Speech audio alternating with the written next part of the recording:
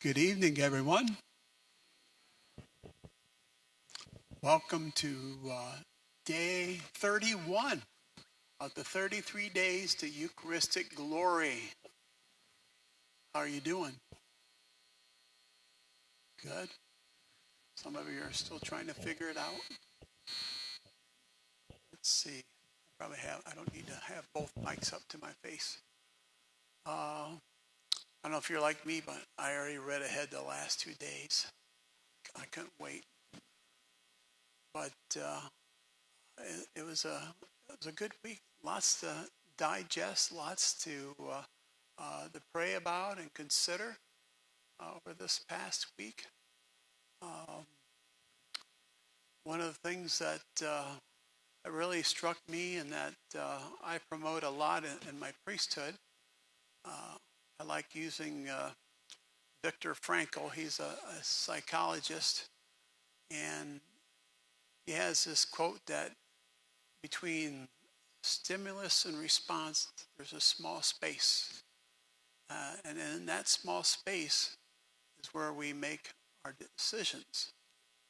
And so I always like to turn that around to say that, that small space in between the stimulus and response is the opportunity for us to choose or not choose Christ, make it a holy or an unholy moment. And so if we take pause and make use of that small space, then most likely we're going to make it a holy moment. When we invite Jesus into that moment, it's going to be a holy moment. So let's say you're in an argument with your a loved one, and you're about ready to cut loose, say something, and you stop and think.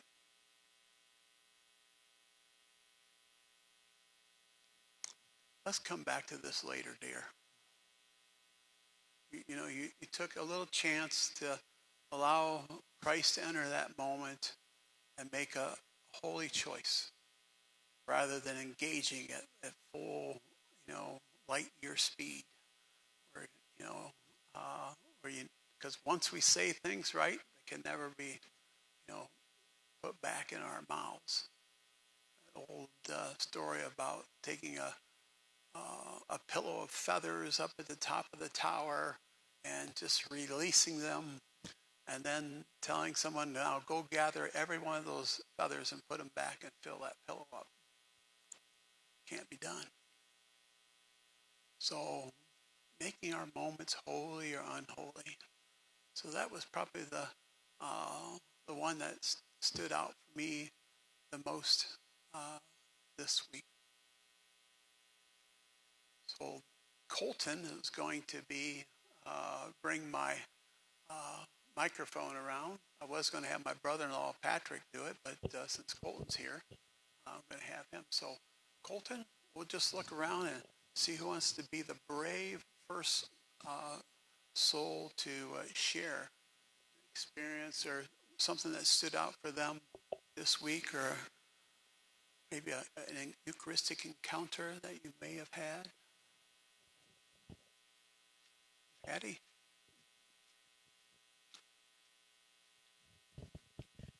I went on retreat this past weekend, very first retreat of my whole entire life.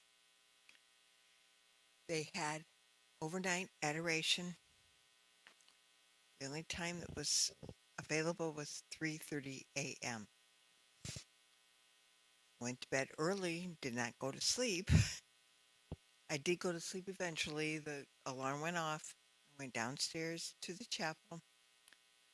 I took a chair that was set up in the chapel, sat it right in front of the altar, in front of Christ in the,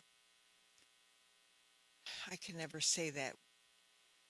Monstrance, the Luna? Yes, I always forget. I sat there. I said, I adore you. I believe in you. I love you. I trust you, over and over again. And then I sat there silently. My heart rate went up when I was quiet. So I knew he was there. And that was important to me because I've been kind of in a dormant stage. And so I knew that he had not abandoned me, that he was always with me, and I knew he was. But you just don't think of it when you're in that state. But I wanted to share. Thank Thank you, Patty.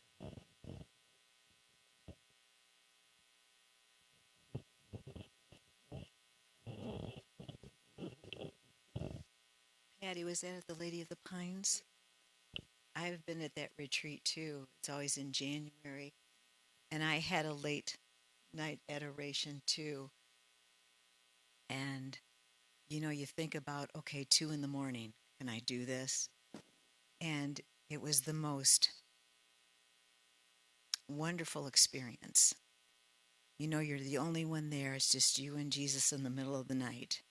And I can't explain the feeling either. But in response, what you were saying, Father, about the stimuli and response, I was always quick to respond. I responded without thinking before I spoke, which got me in trouble. So that part about picking the holy moments and making the decision, is to think before I speak or react. And one of my phrases is, do I want to be right or do I want to be happy? So, you can argue trying to convince the other person that you're right, and you only end up with frustration, sometimes anger. So it's like, how important is it to pick that holy moment? Thank you, Julie.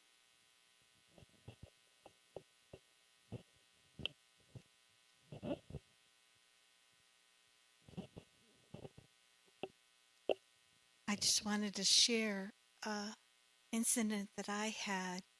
I am a communion distributor, but I distribute to the homebound people that aren't able to get to Mass.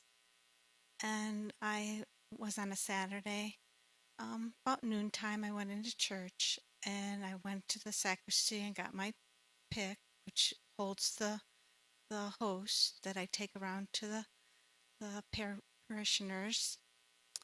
And I put, I think, maybe 7 to 10 hosts in the pit.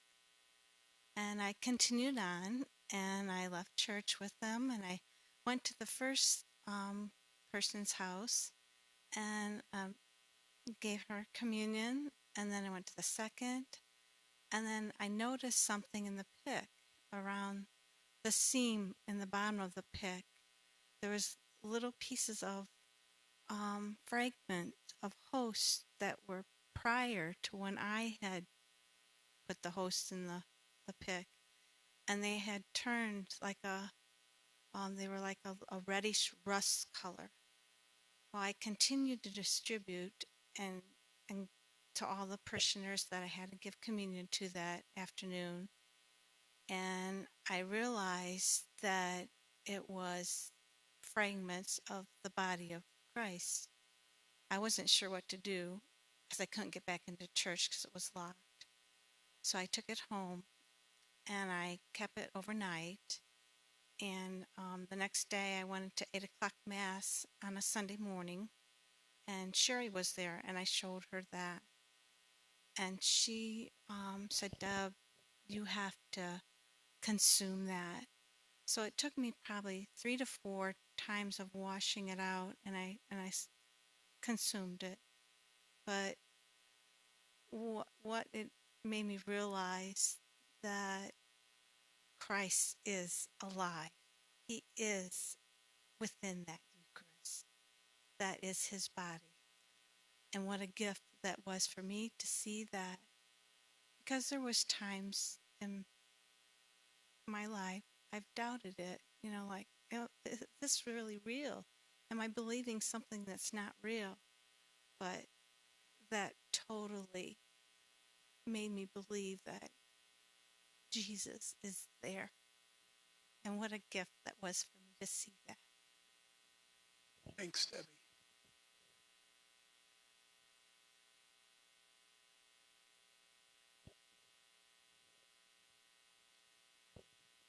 Just keep looking, Colton. Somebody will give in.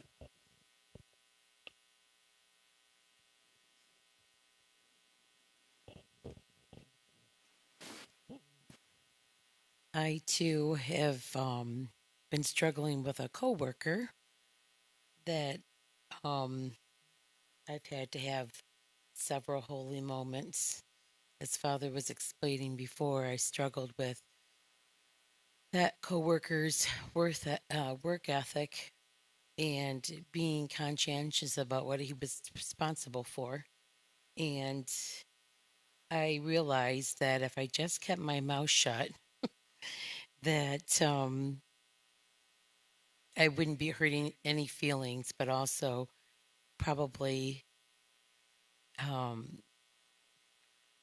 realizing what I had to say probably wasn't going to help the situation either.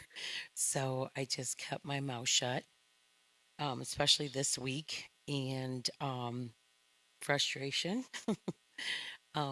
just because it's just how I feel about going to work and doing the best to my ability, and knowing that the responsibility of him was me and other people too, which was a little frustrating over the several weeks now. But, anyways, I realized without realizing right now that I was having holy moments by just keeping my mouth quiet, my tongue quiet. So, um, God did that for me, and I didn't even realize it.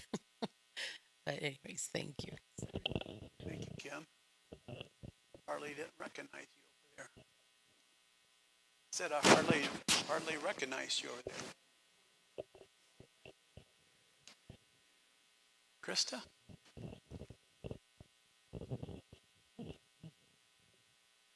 We speak about holy moments, and for me, many times in my working career, I would come to different times at work where maybe there were difficult decisions that needed to be made, or like Kim, dealing with employees who made things very difficult, and many times without even knowing it. And I think it was the Holy Spirit leading me there. Um, on my lunch, I would just go to church, or I would go to the tabernacle and I would just sit. And many times, the clarity that I received by just being silent, by just being there alone with Jesus, was incredible. I could go back with a whole new,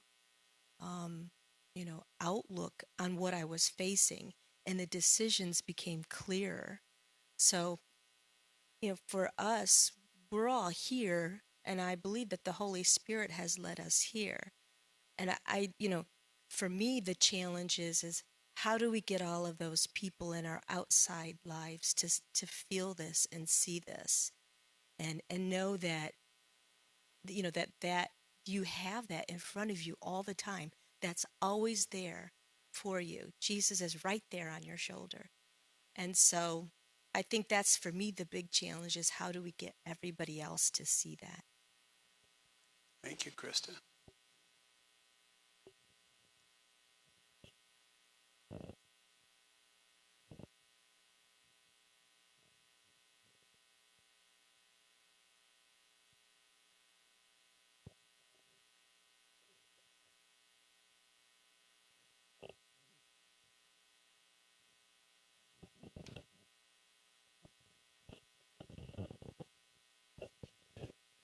One time about 8 years ago, I was fortunate to go into a community of addicts in the country of Italy, in the town of Turin, up in the hills of Turin. It was like a farmhouse up on the hills over Turin, and there were 25 young men there that were working on improving their lives and coming closer to the Lord in various ways. It was a Catholic-run community, and they said, rosaries at 6 a.m., at 12 noon, and then at 6 p.m., usually a walking rosary. And what surprised me the most when I was there, I became one of them, so I did everything they did, was that to get woken up at 5 of 2 in the morning and then be herded right out and go to the chapel for 1 hour of adoration. And it was just a very solemn expression of a united community of prayer, and it felt very sincere, very genuine. And whenever I go to adoration, I think back of that as just a very holy moment in time. Thank you, Deacon Mike.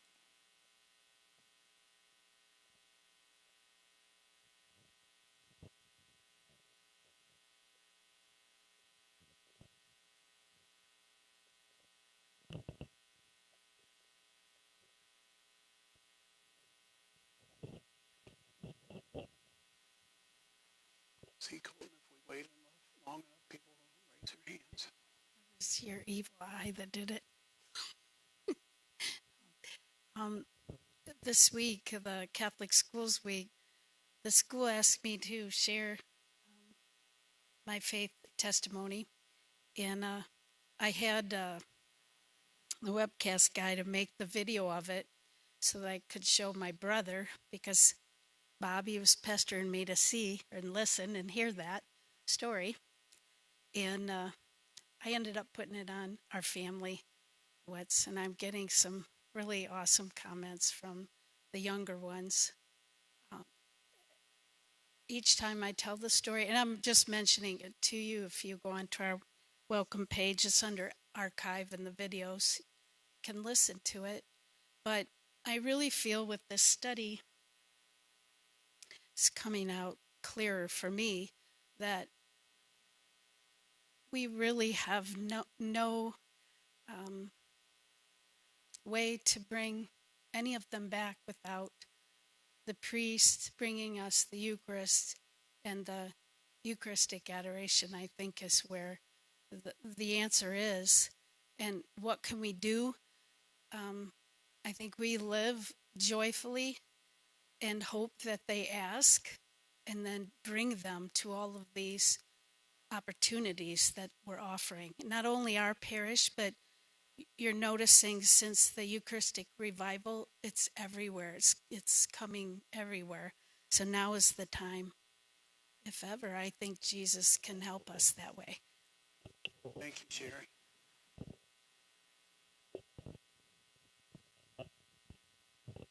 And thanks, Bobby, for helping her.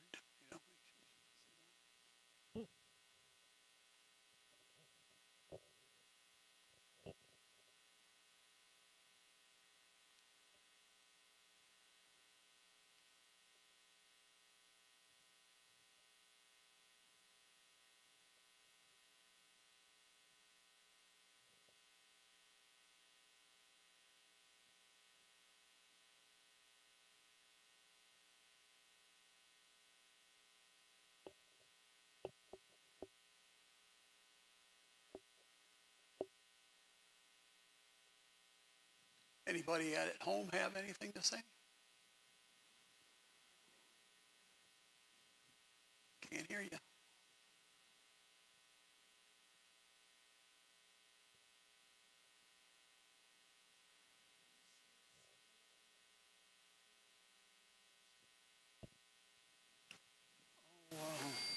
Yes, I can. So Megan, she leads up our family adoration night, which is on Tuesday, which is coming up. Is it this coming Tuesday or the following Tuesday? So not this coming Tuesday, but the following Tuesday, 15th, 18th. Okay, the 18th. And so we always have the children come forward, and then they kneel up on the first step there at the altar. And they're walking up in line, and they have little lighted candles, and they'll place the candles up on the altar where the Blessed Sacrament is exposed there on the altar. And then all the children are laying down, or not laying down, but kneeling. Some of them are laying down. But most of them are kneeling, and then Megan and some of the other parents are there with them. And so they're praying, and then I'll start asking them some questions. And I forget exactly what the question was. It's something about, what's the difference between Jesus up there pointing at the crucifix, and then I pointed to Jesus in the monstrance. What's the difference between the two? And little Lacey said, because up there Jesus died, but down here Jesus is alive. So out of the mouths of little ones, that realize that. And that's what Jesus said. We must be like these little ones if we want to enter into heaven, because little ones understand more than we do sometimes. We want to overanalyze things, yet the little ones understand. They see the glory. They see the presence of Jesus. And I don't know if Lacey's making her first communion this year or not. No, not yet, but she's younger than that. So, but wow, I was ready to give her first communion because she knew. But it's those sorts of the moments that we have in our lives, and being open to those moments. I want to go back and look at this week because we focused a lot on the holy moments, but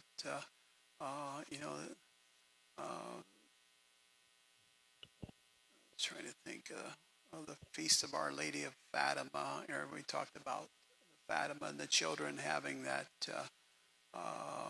given that prayer by the angel of peace, the angel that had appeared to them about a year before the Blessed Mother started appearing to them, and they were given this prayer that they memorized, and then that prayer was something that carries on for generations up to this day as well. But a prayer of conversion, a prayer of returning to Christ. Sometimes, like mentioned earlier, we can feel like we're in that dry period, that desert, right, Patty?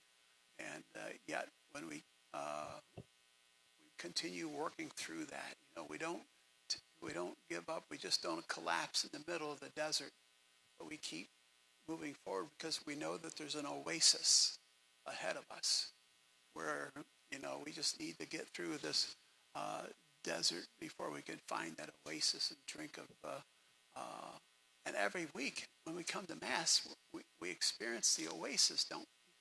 Jesus' body and blood, and we're filled with Him in a glorious and truly awesome way. And so by looking forward to that each week and carrying with us helps us to navigate then through the week, through sometimes those very dry moments that might seem to go on forever. But no, at least when we go to Mass, we can experience a glimpse of the oasis until we're able to work through whatever that experience happens to be.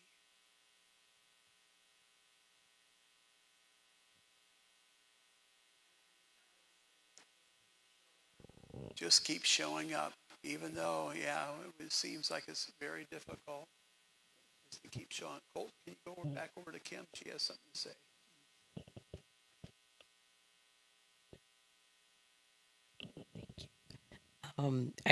Speaking of holy moments, I just realized that I forgot to mention this. This didn't happen to me, but it happened to my husband. He drives school bus for Norwalk, and he really doesn't. He's in maintenance, but he's subbing all the time. But anyways, he was picking up the kiddos a couple of days ago, must have been Wednesday, and he knows this one family struggles a little bit. Mom was, last that he knew, was pregnant, and she always walked her daughter down to the bus stop, but this time the little girl wasn't at the bus stop and neither was the mom. So as he was pulling away, he noticed that she was trying to get up to the bus stop and she wasn't getting there, but he noticed it, but she didn't know that he noticed it. And so he radioed in, and anytime you're off route, you have to call in and say, hey, can I do this? Or can I get off route and go pick another child up? You shouldn't have to, but they do. But anyways, they said, yeah, I'm just going to go around the block and I'm going to go pick her up. So he did. Picked her up, took her to school. She's a second or a third grader. And she thanked him for coming back to pick her up. And when she got back on the bus in the afternoon, he drove the same route. She drew a picture and with a heart. And it said, God will always be with you. And her name was Addie. She spells it the same way as our granddaughter Addie. So it was super special. And Addie, if you're listening, thank you. But anyway, she was just the sweetest thing, and so appreciative at such a young age to think, be so thoughtful as to make a little picture for him with the heart, and then especially was saying that God will always be with you. I just thought that was a beautiful, holy moment. Thank you. Thank you, Kim.